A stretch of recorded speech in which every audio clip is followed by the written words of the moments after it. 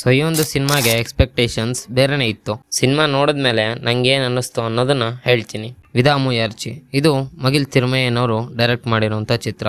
ಅರ್ಜುನ್ ಇಲ್ಲಿನ ಮುಖ್ಯ ಪಾತ್ರಧಾರಿ. ಸೊ ಒಂದು ದಿನ ಅವನ ಜರ್ನಿಯಲ್ಲಿ ತನ್ನ ಹೆಂಡತಿ ಕಾಯಲ್ನ ಕಳ್ಕೊಂತಾನೆ. ಸೊ ಆಗ ಹೆಂಡತಿ ಕಿಡ್ನಾಪ್ ಆದ್ಮೇಲೆ ಮುಂದೆ ಸಿನಿಮಾ ಏನಾಯ್ತು, ಕಿಡ್ನಾಪ್ ಯಾರು ಮಾಡಿದ್ರು ಅನ್ನೋದನ್ನೆಲ್ಲ ನೀವು ಸಿನಿಮಾ ನೋಡಿನೇ ತಿಳ್ಕೊಬೇಕು.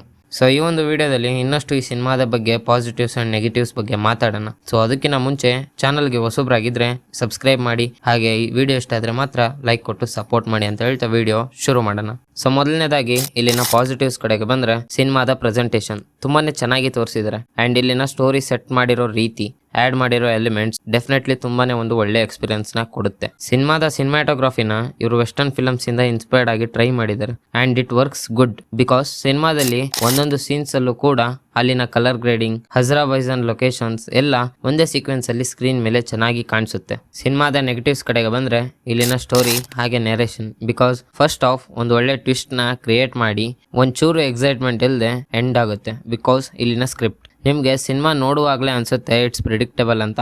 ಮುಂದೆ ಬರೋ ಸೀನ್ಸ್ ನಿಮ್ಗೆ ಗೊತ್ತಾಗಿರುತ್ತೆ. ಸೊ ಇನ್ನೊಂದ್ ಕಡೆ ಬಂದ್ರೆ ಸಿನಿಮಾದಲ್ಲಿ ಅಜಿತ್ ಅವ್ರ ಕ್ಯಾರೆಕ್ಟರ್ಗೆ ಇನ್ನಷ್ಟು ಎಲಿಮೆಂಟ್ಸ್ ನ ಆಡ್ ಮಾಡಿದ್ರೆ ಚೆನ್ನಾಗಿರ್ತಿತ್ತು ಅನ್ಸುತ್ತೆ.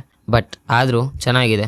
ಅಂಡ್ ಸಿನಿಮಾದ ಕ್ಲೈಮ್ಯಾಕ್ಸ್ ಒಂದಷ್ಟು ಕ್ಯೂರಿಯಾಸಿಟಿನ ಬಿಲ್ಡ್ ಮಾಡುತ್ತೆ. ಅಂಡ್ ಫೈನಲಿ ಸಿನಿಮಾದ ಒನ್ ವರ್ಡ್ ಕಾಂಕ್ಲೂಷನ್ ಕಡೆ ಬಂದ್ರೆ one time watchable but family entertainer, ಹಾಗೆ ಒಂದು ಆಕ್ಷನ್ ಪ್ಯಾಕೇಜ್ ಸಿನಿಮಾ ಅಂದ್ರೆ ತಪ್ಪಾಗಲ್ಲ. ಸೊ ಫೈನಲಿ ಇಲ್ಲಿಗೆ ನನ್ನ ವಿಡಿಯೋನ ಮುಗಿಸ್ತಾ ಇದ್ದೀನಿ. ಮತ್ತೊಂದು ಟಾಪಿಕ್ ಒಂದಿಗೆ ಬರ್ತೀನಿ ಅಂತ ಹೇಳ್ತಾ ಆಸ್ ಯೂಶುವಲ್ ಮತ್ತೆ ಸಿಗೋಣ.